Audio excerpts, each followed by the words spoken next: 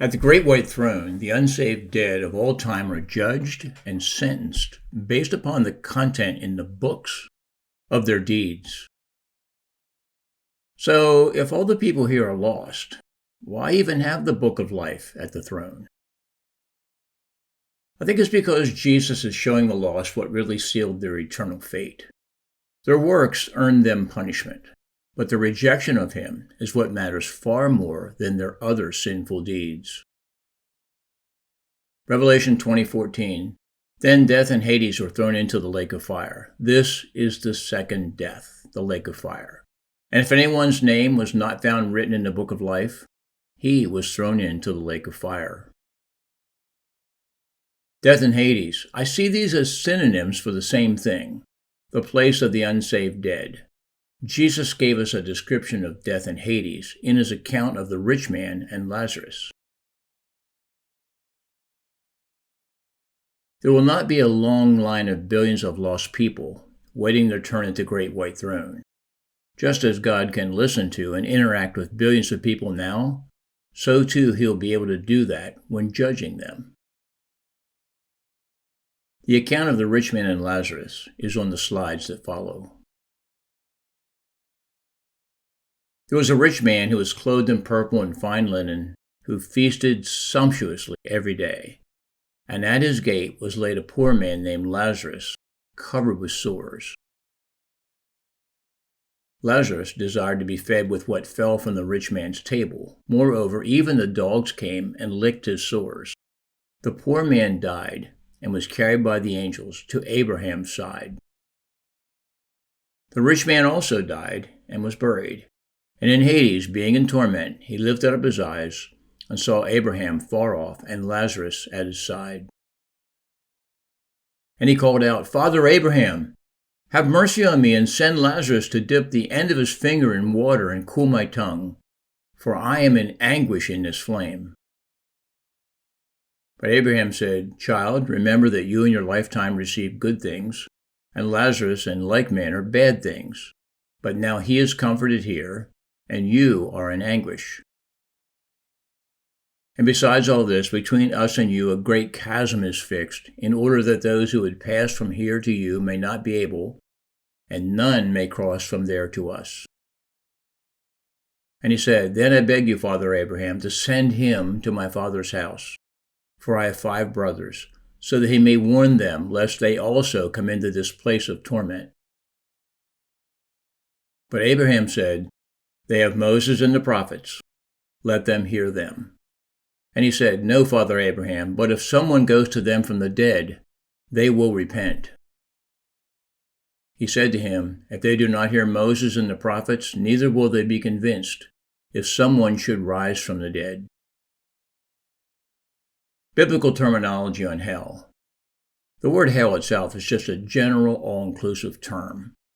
Hades is the place of torment for now, and the lake of fire, that's the next and permanent place of judgment. All the aforementioned are proper terms and uses for the eternal state that is without God, but not without punishment.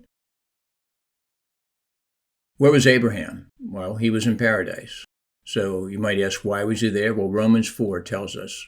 For the scriptures tell us, Abraham believed God, and God counted him as righteous because of his faith. Where was the rich man?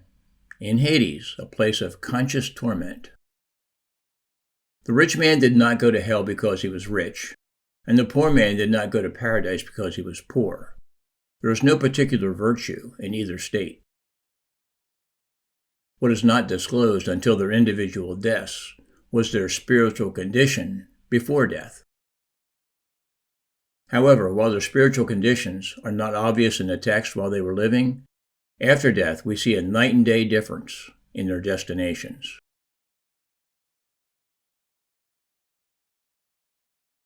I have some drawings of the account of the rich man and Lazarus. Here's a picture of Hades on the left, paradise on the right, and a little stick figure in each place. One side is a place of torment, that's over here in Hades. The other side is a place of bliss or pleasure, that's on the paradise side. No one can pass between the two places. In other words, the rich man can't go over to paradise, and Lazarus, even if he wanted to, couldn't go to Hades.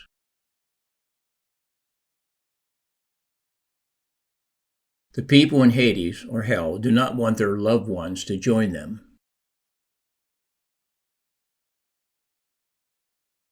Paradise is a place Jesus went to when he died on the cross. To the repentant thief beside him, he said, "Today you will be with me in paradise."